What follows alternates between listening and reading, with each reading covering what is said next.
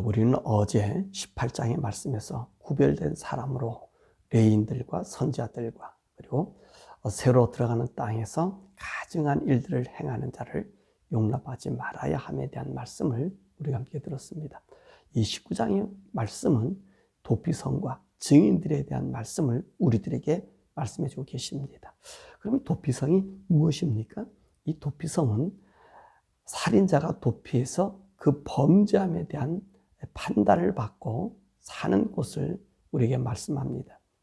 무슨 말이냐면 모든 살인자는 하나님 율법에 의해서는 다 죽임을 당해야 돼요. 그런데 오늘 이 살인자라 할지라도 오늘 본문의 말씀 보면 살인할 마음이 없는데 우연히 죽은 자들, 이것도 살인자들이 속하거든요. 그런 살인자들도 이 도피성에 들어가서 올바른 판단과 심판을 받고 그래서 자유함과 그리고 죽임을 면하는 그 의미에서 이 도피성이라고 하는 제도를 우리 주님께서 주셨던 것입니다. 그럼 도피성의 필요성이 무엇인가? 이 도피성에 대해서는 민수기 35장 9절에서부터 28절에 나와 있고요. 또 여호수아서 20장 1절에서 9절에 말씀하고 계십니다. 그러면 이 도피성의 필요성은 누구든지 본래 원한이 없는데 부지 중에 그 이웃을 죽였을 경우에 이 도피성이 그들에게는 꼭 필요했다는 것입니다. 예를 들어서 오늘 본문의 말씀도 말씀하고 있지만 이웃과 함께 산에 나무하러 가다가 도끼로 나무를 찍었는데 그 도끼 자루가 우연히 빠져가지고 이웃을 맞춰서 죽게 했을 경우입니다. 그럴 경우는 이 사람이 어떤 경우에요? 죽일 의향이 없었다는 것입니다. 그래서 이런 사람들 위해서 필요했던 것이고요. 정말 악의가 없이 사람을 또 미쳤을 때 죽었을 경우, 또 우연히 무엇인가 이 돌을 던졌을 때 죽었을 경우, 또 보지 못했다거나 그리고 살짝 밀쳤는데 이것이 잘못돼서 그 사람이 죽었을 때, 사람이 죽으면 그 피가 땅에 있기 때문에 오늘 출애굽기 21장 23절과 25절의 말씀 보면 피를 흘린 사람은 모든 자들은 죽임을 당한다라고 하는 하나님의 법이 정해져 있습니다. 하나님의 말씀의 법은 어떻습니까? 결코 이 법은 피해갈 수가 없어요. 피를 흘린 자는 반드시 죽임을 당해야 된다는 것입니다. 그러니까 우리 하나님께서 무지하단 말이에요. 아무 이유가 없단 말이에요. 원함도 없었다는 말이에요. 그런데 죽이니까 이런 사람들을 위해서 이 피의 값을 찾지 않기 위해 이 도피성이 필요했다는 것입니다. 사람의 원한이 전혀 없어요. 의향도 없어요. 그런 생각도 조차 들지 않았어요. 그런 사람들 정말로 억울하잖아요. 길 가다가 사람 툭 미쳤는데 그 사람이 잘못 헛디뎌서 죽었다는 말이죠. 그럼 반드시 그는 죽어야 되는데 법은 그런데 이 법이 하나님께서 살려줄 법, 살려줄 길을 바로 이 도피성을 통해서 말씀해 주고 계십니다. 그럼 이 도피성을 만드는 법은 어떠느냐? 오늘 본문의 말씀 보니까 땅을 3등분해서 그 3등분에 각 한 등분마다 한 성읍을 두라는 것입니다. 그러니까 이스라엘 나라는 요단의 세 편에 이제 도피성을 두라 그랬고 또 가나안 땅에 이 세 편을 두라 그랬습니다. 그래서 각각 6개의 이제 구역을 만들었습니다. 그래서 이 땅을 닦아요. 이 도피성을 가는 길은 아주 넓게 잘 닦았다고 합니다. 유대 전승이 하면 그 넓이가 4m가 됐다 그래요. 다른 길은 오솔길이지만 이 길은 모든 죄인들이 이 살인자리에 들어와서 살 수 있도록 그 길을 넓게 닦았다는 것입니다. 그래서 요단 동편 세 성읍, 바로 베셀, 길랏, 라못, 바산, 골란으로 이렇게 결정해 놨지요. 그 다음에 요단 서편은 이제 여호수아가 그곳에 들어가서 여호수아서 20장 7절의 말씀 보니까 갈릴리의 가데스와 세겜에 만들어 놓고요. 그 다음에 기랏 아르바, 이 헤브론에 이 세 개 성읍을 만들 것들을 볼 수 있습니다. 그래서 이 성읍으로 가는 길은 어떻게 하라 그랬어요? 길을 잘 닦아서 빨리 이 살인자들이 살 수 있고 법의 정당한 판단을 받을 수 있도록 만들어 주었습니다. 자, 그럼 이 도피성에 피했다 할지라도 이 죽임을 당한 자들의 가족들이 수료할 수 있고 또 그들이 정말로 확인해 보고 싶었던 일들이 있잖아요. 재판을 받고 싶지 않아요. 그럼 어떻게 하느냐? 이 사람에 대한 심판 청구권을 가지게 됩니다. 그래서 심판 청구권을 가질 수 있는 사람은 죽임을 당한 자의 친족, 그리고 그 본성의 장로들이 이 일을 제기해서 그 사람이 과연 그랬는지 안 그랬는지에 대한 심판을 하게 되는 것입니다.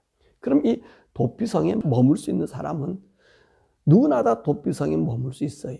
근데 악의를 품고 그런 일들이 생겨졌을 때는 이 사람은 도피성에 들어갈 자격이 없어요. 이 도피성에 들어가서 피할 수 있는 사람은 모든 것이 우연한 일로 말미암아 사람이 죽어졌을 때만 하나는 것입니다. 그래서 만약에 도피성에 들어갔는데 그 죄가 발견됐어요. 악의가 있었어요. 그러면 그 사람은 어떻게 된다고 그랬죠? 반드시 죽이라 그랬잖아요. 땅에다 피 흘린 사람, 땅을 더럽게 한 사람 반드시 하나님 죽이라고 죽이게 명령하셨거든요. 이 사람은 죽게 된단 말이에요. 그러나 그렇지 않는 사람들, 보니까 정말 우연이야. 그러면 죽지 않고 살아요. 살 때 어떻게 사느냐? 민수기 35장 25절에서 28절의 말씀 보니까 그 당시에 대제사장이 제사장으로 있는 기간 동안까지 살게 되는 거예요. 대제사장이 죽으면 이 사람 어떻습니까? 이 도피성에 나와서 이제 살 수 있어요. 그리고 자기 산업으로 돌아갈 수 있습니다. 그때가 자유할 수 있다는 것입니다. 그리고 이 도피성에 이 피하는 기간에 이 사람이 전이라고 하는 거 있잖아요. 부정한 거라든지 또 흠 있는 거라든지 또 어떤 이제 인간이 태어난 이 죄가 이 속전이라고 하는 세를 내야 되잖아요. 근데 오늘 이 도피성에 들어간 살인자들은 이 사람들은 속전할 수가 없어요. 어떤 것으로도 속전이 되질 않아요. 이 사람이 살 수 있는 것은 속전으로 사는 것이 아니라 대제사장 하에서만 살 수 있고 그 대제사장이 죽었을 때만 밖에 나올 수 있는 바로 그 일들을 말하고 계십니다. 그러니까 도피성에 거하는 기간은 이 안에 들어간 사람은 그 당시에 대제사장이 이 죽을 때까지 성에 거하다가 죽으면 나와서 자유함을 얻을 수 있다라고 말씀하고 계십니다. 그리고 이 도피성에 들어갈 수 있는 사람은 누구냐 하는 것입니다. 이 도피성에 들어갈 수 있는 사람은 민수기 30편 15절의 말씀 보니까 모든 사람이 다 들어가요. 이스라엘 땅에 사는 본토인이라든지 또 그 땅에 거주하는 타국인이라든지 여행자들이라든지 우연히 사람을 죽였을 때 이 모든 사람이 도피성으로 들어갈 수 있습니다. 이스라엘 사람만 적용되는 게 아니에요. 이스라엘 나라 땅 안에 있는 모든 사람이 그곳에 들어가게 된다는 것입니다. 그래서 이들이 그곳에서 나의 죄에 대한 무죄와 무음이 되었을 때는, 죄가 없을 때는 그 도피성에서 대제사장이 죽을 때까지 있어야 된다는 것입니다. 자, 뿐만 아니라 오늘 하나님께서 이 증인들에 대한 이야기를 말씀하고 계십니다. 이 증인을 세워요. 증인을 세우는 이유가 뭐죠? 15절에서 21절의 말씀 보면 억울함이 없이 공정한 판단을 받기 위해서 증인들을 세우는 거예요. 그럼 이 증인들의 범위가 어떤 범위죠? 모든 악과 죄에 대해서 증인들을 세울 수 있어요. 나의 허물, 나의 모함, 이런 부분들, 억울함, 이럴 때 증인들을 세우잖아요. 또 저 사람이 악한 자예요. 저 악한 자를 처단하기 위해서 증인들을 세워요. 이 증인들에 대한 하나님의 자격 요건과 그 증인들이 해야 될 의무에 대한 이야기를 우리들에게 말씀해 주고 계십니다. 증인은요, 모든 악과 죄의 증인이 세울 수 있다는 것입니다. 그럼 이 증인들의 효력은 어떻게 구성되느냐 하는 것입니다. 한 명의 사람으로 이 증인이 되어지질 않아요. 증인의 효력을 가지려면 2명에서 3명의 사람으로 적어도 그 사건을 확증할 수 있어야 된다는 것입니다. 저 사람 나의 물건을 가져갔어요? 그러면 가져갔다고 할 때 그 물건의 주인이 너라고 하는 것을 증거할 수 있는 두세 명의 증인으로 확증했다는 것입니다. 그래서 오늘 이 증인들이 그 증인한 것에 신빙성을 가져. 이 증인이란 말이 뭐죠? 자기 생명을 내놓고 자기의 모든 그 만한 가치에 자기가 보장을 해버리는 거기 때문에 이 증인들은요, 아주 중요한 위치를 차지하고 있다는 것입니다. 자, 이렇게 증인들은 한 사람으로 안 되고 두 사람 이상의 사람들이 이 증인이 돼야 되는데, 이 증인들 간에 주장이 다를 때도 있잖아요. 이쪽에서 3명 세웠고 이쪽에서 3명 세웠는데 서로가 증인이 자기들이 맞다라고 얘기할 때 분명히 둘 중에 하나는 악이 있잖아요. 그죠? 분명히 둘 중에 악이 있어요. 그래서 그런 문제가 생겼다는 말이죠. 그럴 때는 서로의 주장이 옳다고 할 때 어떻게 하느냐? 그러니까 하나님 앞에 나가서 당시의 제사장과 재판장 앞에서 판단받겠다는 것입니다. 그러니까 어디에서 그 죄에 대한 그 일들을 판결해야 돼요? 하나님 앞에서. 그럼요, 모든 죄는요, 하나님 앞에서 해결하는 거지, 인간의 법정에서, 인간의 제사장에서 판단되질 않아요. 하나님 앞에서, 하나님 보는 앞에서, 그 하나님 마음의 심려를 알게 하시는 그 앞에서 재판하게 만든다는 것입니다. 그래서 이 재판장과 그리고 제사장이요, 그 증인들의 이야기를 듣고 어느 것이 진실인지 아닌지를 확인해요. 만약에 이 증인들이 와서 심판하는데 도저히 알 수가 없어요. 그럴 때는 어떻게 되죠? 그럴 땐 대제사장 그 가스면 흉배의 그 판에서, 거기에서 우림과 둠빔으로 이제 결정하는 거예요. 그 증인들 앞에 있게 하고, 그 하나님 앞에 맹약하게 하고, 그런 다음에 제사장과 그들이 함께 하나님 앞에 무릎 꿇고 조아리고, 그래서 하나님이 그 악이 무엇인지를, 그 정직함이 무엇인지를 우리 하나님께서 구분시켜준단 말입니다. 그래서 우림과 둠빔으로 이제 그 판결이 나게 될 거겠지요. 도저히 이해가 안 돼. 또 두 사람의 재판이요, 팽팽하게 섰을 때 바로 그렇게 한다는 것입니다. 그럼 위증자에 대한 처벌은 어떻느냐? 보니까 이 사람들이요, 한 사람을 또 반대쪽의 사람들을 모함해가지고 악의로운 악의를 가지고 있다는 것이 판명됐어요. 거짓이 판명됐고 저들의 모함이 판명됐어요. 그러면 그 처벌은요, 자기들이 한 대로 그의 머리에 보응한다는 것입니다. 그러니까 자기들이 그 사람의 죄를 덮어씌우고 그렇게 손해나려고 했던 그 모든 것들을 어떻게 하죠? 그들에게 고스란히 처벌하는 거예요. 왜 그렇게 하나님께서 처벌하게 만들었습니까? 그 이유가 뭐냐면, 그렇게 할 때 오늘 너희들 중에서 악이 제거되고 그 남은 자들이 다시는 그런 일을 행하지 않는다는 것입니다. 저 사람이 손에 입히려고 계획을 세운 그 모두는요, 똑같은 그 계획대로 그들에게 보복을 당해야 된다는 것입니다. 그래서 오늘 21절의 말씀 보면 긍휼히 보지 말라 그랬어요. 그 모함한 그들을, 바른 사람을 악한 자로 만든 그들을 긍휼히 보지 말고 처벌하라 그랬어요. 눈을 가지고 눈하면 눈으로 보복하고, 이를 가지고 이에 대하면 이에 대해서 보복하고, 손이나 발이나 그와 맞먹게 한다는 거예요. 만약에 재산을, 정말 저 집 재산을 다 뺏으려고 했다면 상대방에 있는 재산 모두를 다 뺏어서 그들에게 주는 거예요. 모함한 자로부터 뺏어서 억울함 당한 자에게 준다고 하는 사실을 우리들에게 말씀해 주고 계신 것입니다. 그럼 오늘 여기 있는 이 말씀 속에서 우리가 보는 이 도피성은 왜 만들었어요? 법이 있습니다. 법이 있는데 법으로도 구제를 받아야 할 필요성이 있을 때, 그때 도피성이 필요했잖아요. 그렇잖아요. 우리 인생들에게는요, 우리 하나님께서 죄라고 하면 죄로 말미암아 죽을 수밖에 없는 게 모든 인생들이에요.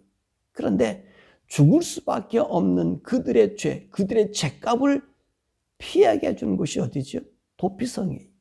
그럼 우리의 죄값을, 우리 영원한 죄값을 도피시켜 줄 수 있는 분이 누구시죠? 우리 예수님이에요. 예수님께서도 뭐라 말씀하세요? 요한복음 5장의 말씀 보니까 모든 성경은 나에 대해서 증거하고 있다 그러잖아요. 그렇죠? 우리 예수님의 증거, 이 도피성을 우리에게 주시는 거예요. 우리 포변으로 보여주신 거예요. 인생이 살 수 있는, 죄로 말미암아 더럽게 한 자가 살 수 있는 유일한 길은 도피성에 들어가서 제사장 아래에 있을 때 살았다는 것입니다.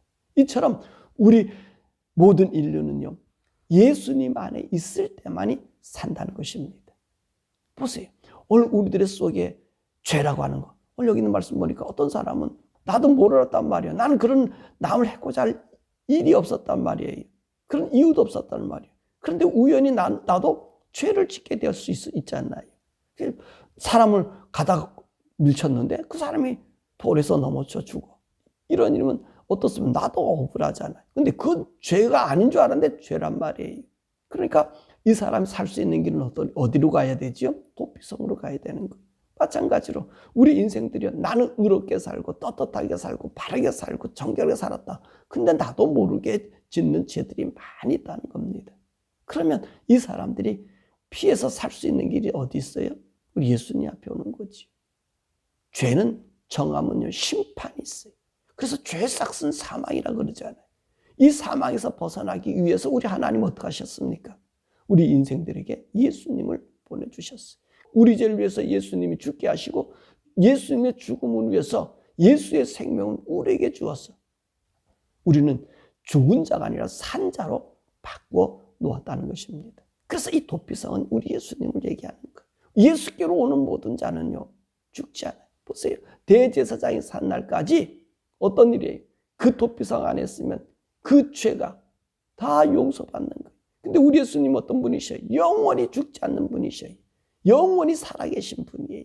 그 살아계신 우리 예수님이 나의 죄를 위해서 용서해 줬고 그 아래 피하는 자들에게는 영생을 주었잖아요. 아들을 믿는 자는 영생을 얻었고 사망에서 생명으로 옮겼고 심판이 더 이상 작용하지 않고 어디 있을 때예요? 예수 안에 있을 때예요. 여러분 도피성에 있다가 나가 이 사람이요?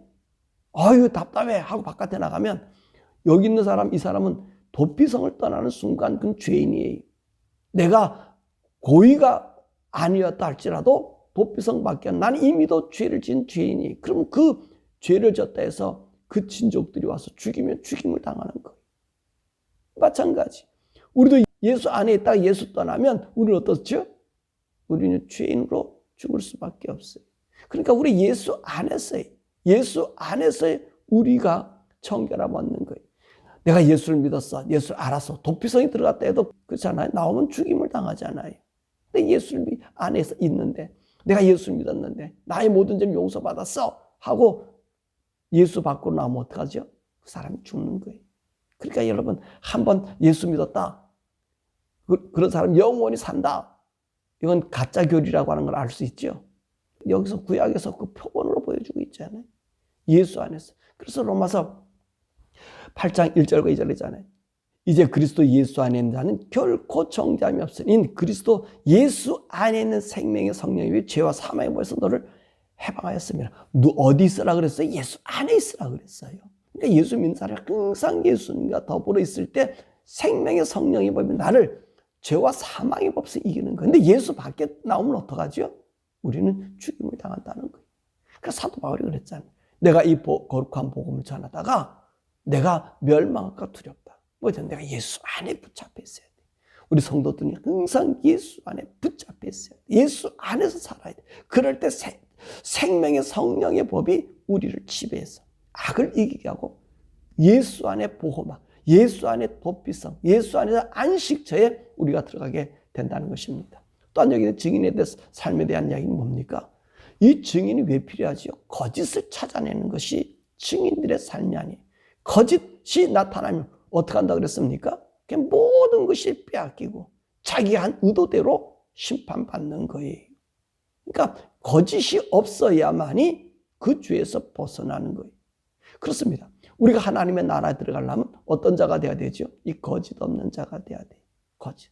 그래서 요한계시록에 말씀드린 거짓말하는 자는 어디 간다고요? 하나님의 나라에 갈 수가 없다 그랬죠. 이 거짓말은 그 거짓의 아비가 누굽니까? 사단이. 사단에 추종받는 자들이 거짓말에 속이는 자예요. 그러니까 죄가 우리를 가두고 있는 거죠. 거짓말쟁이들은요, 죄에 갇혀 있는 거예요. 정직하지 못한 것은 죄에 갇혀 있는 거지. 그러니까 우리가 어떻게 해야 돼요? 그리스도 안에 오는 거예요. 생명의 성령의 법으로 오는 거예요. 생명의 성령의 법으로 오니까 그 생명의 성령의 법은 우리 죄와 우리 거짓을 드러내잖아요. 잊지 못하게 만들잖아요. 도피성 안에 있는 사람은 왜 그 도피성 안에만 있습니까? 내가 판결받아서 재판받아 죄 없다고 인정받았어. 그럼 난 나가야 되지. 안 되잖아요. 그 밖에 떠나가면 죽음이 그들을 기다리고 있는 거예요. 그러면 도피성 안에서는 뭐만 작용하고 있는 거예요? 기름 부은 제사장이 살아있는 동안에 그 은혜가 그 안에 있다는 말씀입니다. 우리도 마찬가지. 예수 안에 있을 때 성령님께서 나를 인도해 주시니 내 속에 나타난 죄와 악이 어떻습니까? 난 알아요. 이런 죄가 있습니다. 고백되어져. 그럴 때 죄와 사망의 법을 이 생명의 성령의 법이 제어시켜주는 거예요. 그래서 의로운 길로 가게 만드는 거예요. 그래서 예수 안에 있으라는 거예요. 예수에 붙어 있으라는 거예요. 예수님 그러잖아요. 난 포도나 못 노니 가지라고. 내게 붙어 있어야만 된다라고. 너네 스스로는 될 수가 없다고 말씀하잖아요. 사랑하는 여러분, 우리의 참 도피성은 예수님이십니다. 예수 이름 안에 날마다 그분과 교제하고 살면 생명의 성령님이 나를 죄와 사망의 악에서 이 거짓에서 위증자는 천국에 들어가지 못하는데 예수 안에 있는 거룩한 자로 나를 인정해 주셔서 하나님 아들로 천국에 가게 만들어줘요. 교회는 왜 있어야 된다고요? 교회 존재는 천국 가게 하기 위함입니다. 이 세상이 잘 되고 행복, 무수고 출세하기 위해서 교회가 있는 게 아니라 우리는요, 종교로 예수 믿는 게 아니라 천국을 가는 하나님의 아들로서의 신분을 회복해서 가는 거예요. 그것을 알려주는 것이 교회예요. 교회는 천국의 지점이다. 이곳을 통해서 하나님의 나라가 오고 이것이 도피성이다. 예수 이름 안에 있는 자들. 그래서 교회는요, 도피성이에요. 천국으로 가게 하는 예수 이름 안에 있게 하는 도피성이에요. 이 생명의 도피성. 여러분 안에 있는 생명의 성령의 법이 죄와 사망의 법에서 해방시켜 예수가 소유된 예수 안에서 가는, 그래서 의로움으로 인정받는 우리 모두 되기를 주님 이름으로 축원합니다. 우리 시간에 함께 기도하지요. 우리가 기도할 것은 하나님, 내가 예수 안에 도피한 자가 됐습니다.